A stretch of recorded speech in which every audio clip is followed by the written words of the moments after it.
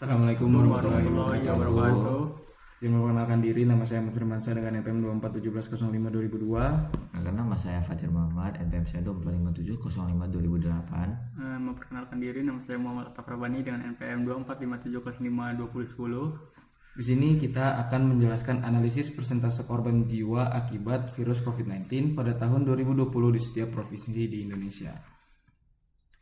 Nah, pandemi COVID-19 yang melanda dunia pada tahun 2020 memberikan dampak besar terhadap sektor kesehatan, termasuk di Indonesia.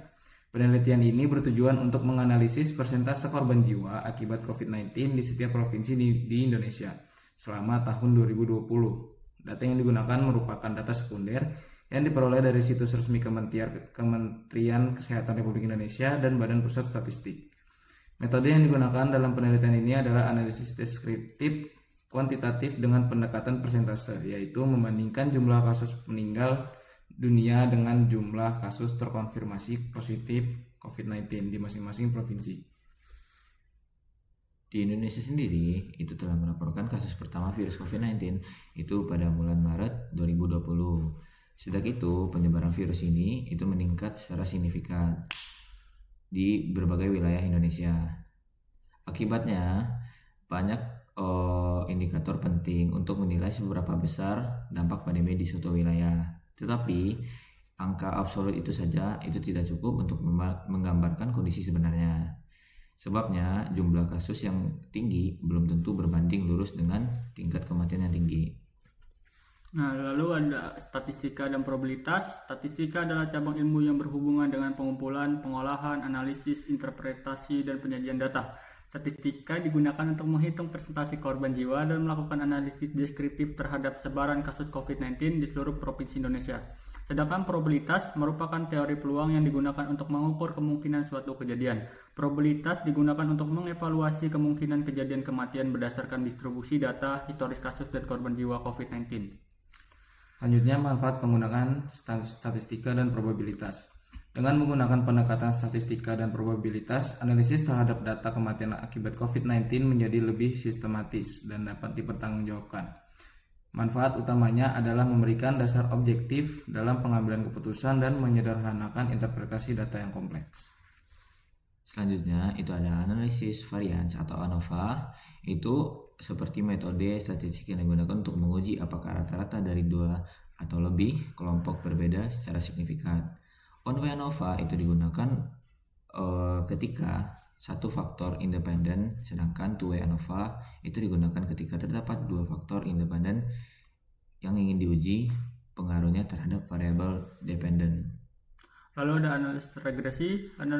Analisis regresi sederhana melibatkan satu variabel independen dan satu variabel dependen. Sedangkan analisis regresi berganda melibatkan dua atau lebih variabel independen dan satu variabel dependen. Analisis regresi digunakan untuk memprediksi nilai variabel dependen berdasarkan nilai variabel independen.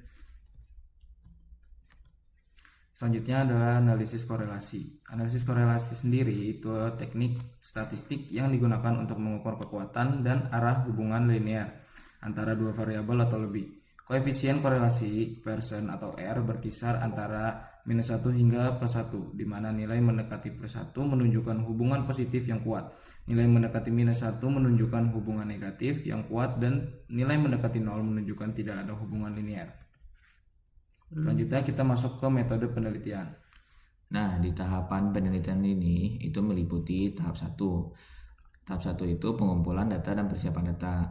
Jadi kita mengumpulkan data korban jiwa akibat COVID-19 itu di berbagai provinsi Indonesia yang diperoleh pada situs Wikipedia dan situs resmi BPS atau Badan Pusat Statistik.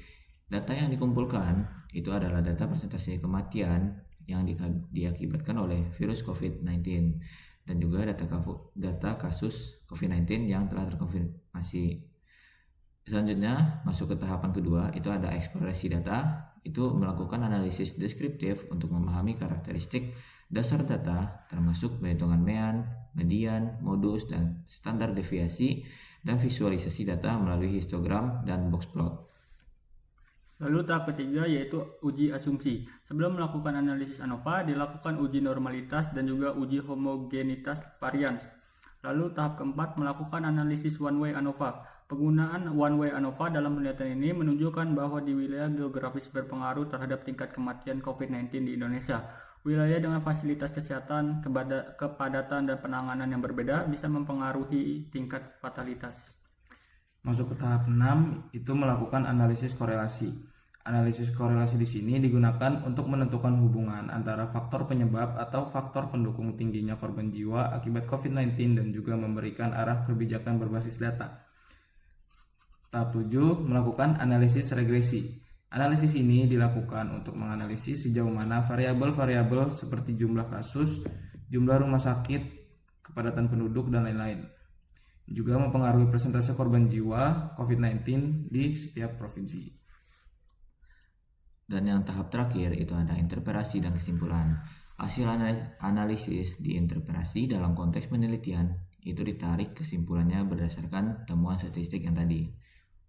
Lalu ada hasilnya itu pertama deskripsi data case fatality rate atau CFR COVID-19 tahun 2020 di Indonesia menunjukkan variasi signifikan antar provinsi. Beberapa provinsi seperti Aceh, Kalimantan Selatan, dan Nusa Tenggara Timur memiliki CFR tinggi mendekati 5%. Sedangkan Papua Barat, dan Daerah Istimewa Yogyakarta memiliki CFR rendah di bawah 1,5%. Rata-rata CFR nasional berkisar antara 2-3%. Ketidakseimbangan ini mencerminkan perbedaan kondisi pelayanan kesehatan, tingkat pelaporan, dan respon pandemi di masing-masing daerah. Lalu grafik juga menunjukkan interval kepercayaan 95% yang mengindikasikan adanya variasi dalam data setiap provinsi. Selanjutnya adalah hasil analisis one way ANOVA. Analisis one way ANOVA terdapat CFR COVID-19 tahun 2020 di 34 provinsi menunjukkan nilai SS sebesar 47,54 dan DJMS sebesar 1,441. Namun P-value dan F-value tidak terlihat serta derajat bebas error adalah 0 sehingga hasil uji tidak valid. Nilai R-square 100% mengindikasikan kemungkinan kesalahan input atau perhitungan. Nah, bisa dilihat di sini hasil dari one way ANOVA CFR versus provinsi. Selanjutnya itu ada analisis two way ANOVA. Nah, hasil dari analisis di atas itu menunjukkan pengaruh masing-masing provinsi terhadap CFR dengan konstanta dengan sebesar 2.548. Nah, provinsi seperti Aceh itu berkisaran 2.498 dan Lampung itu 2.874 memiliki CFR yang lebih tinggi dan dari rata-rata. Sementara Banten itu minus 1.729 dan Kalimantan Barat itu minus 0,8492 lebih rendah. Seluruh VIF bernilai 1,94 itu menandakan tidak adanya masalah multikolonialitas. Hasil analisis korelasi persen pada data yang ditampilkan di Minitab menunjukkan hubungan antara jumlah kasus konfirmasi COVID-19 dan jumlah kasus meninggal. Nilai koefisien korelasi yang diperoleh adalah sebesar 0,703 dengan p-value sama dengan 0,000 yang mengindikasikan adanya korelasi positif yang kuat dan signifikan secara statistik antara kedua variabel tersebut. Artinya semakin tinggi jumlah kasus konfirmasi di suatu provinsi, maka cenderung jumlah kematiannya juga lebih tinggi. Data ini mencakup beberapa provinsi seperti Aceh, Bali, Jawa Tengah, hingga daerah khusus ibu kota Jakarta. Dan juga mencantumkan nilai CFR pada kolom terpisah sebagai gambaran rasio kematian terhadap kasus terkonfirmasi. Nah, ini korelasi kasus meninggal dan kasus konfirmasi. Selanjutnya adalah hasil analisis regresi linear sederhana. Analisis regresi sederhana di atas menunjukkan bahwa jumlah kasus konfirmasi tidak berpengaruh signifikan terhadap CFR. P-value sama dengan 0,674. Koefisien determinasi atau R2 sangat rendah, hanya 0,56%. Artinya model tidak mampu menjelaskan variasi CFR. Beberapa data juga terdeteksi sebagai outlier yang mungkin memengaruhi hasil analisis. Nah, bisa dilihat di sini. Selanjutnya itu ada hasil analisis regresi linear berganda. Analisis regresi antara variabel kasus konfirmasi dan CFR persenan itu menunjukkan bahwa hubungan keduanya itu tidak signifikan. P-value itu sebesar 0,0 0,67 jauh di atas batas signifikan 0,05. Ini menandakan bahwa tidak terdapat pengaruh yang berarti antara jumlah kasus konfirmasi terhadap tingkat CFR. Koefisien regresi yang sangat kecil dan negatif menunjukkan bahwa setiap kenaikan satu kasus konfirmasi hanya berdampak sangat kecil pada penurunan CFR. Namun secara statistik itu tidak bermakna. Nilai R-squared yang sangat rendah itu 0,56% lebih rendah. Juga menunjukkan bahwa variabel kasus konfirmasi tidak mampu menjelaskan variasi dalam CFR. Selain itu, beberapa penelitian ditandai dengan unusual atau memiliki residual besar atau outlier yang dapat mengaruhi kekuatan model. Lalu ada selanjutnya pembahasan.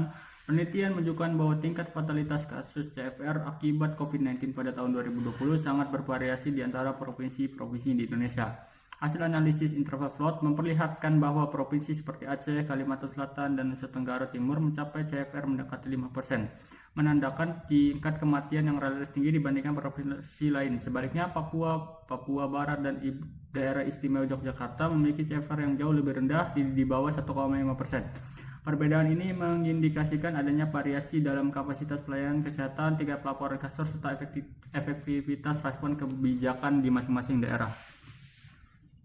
Analisis one way ANOVA yang dilakukan untuk menguji perbedaan CFR antar provinsi secara statistik menunjukkan adanya perbedaan, namun hasil pengujian secara teknis tidak valid.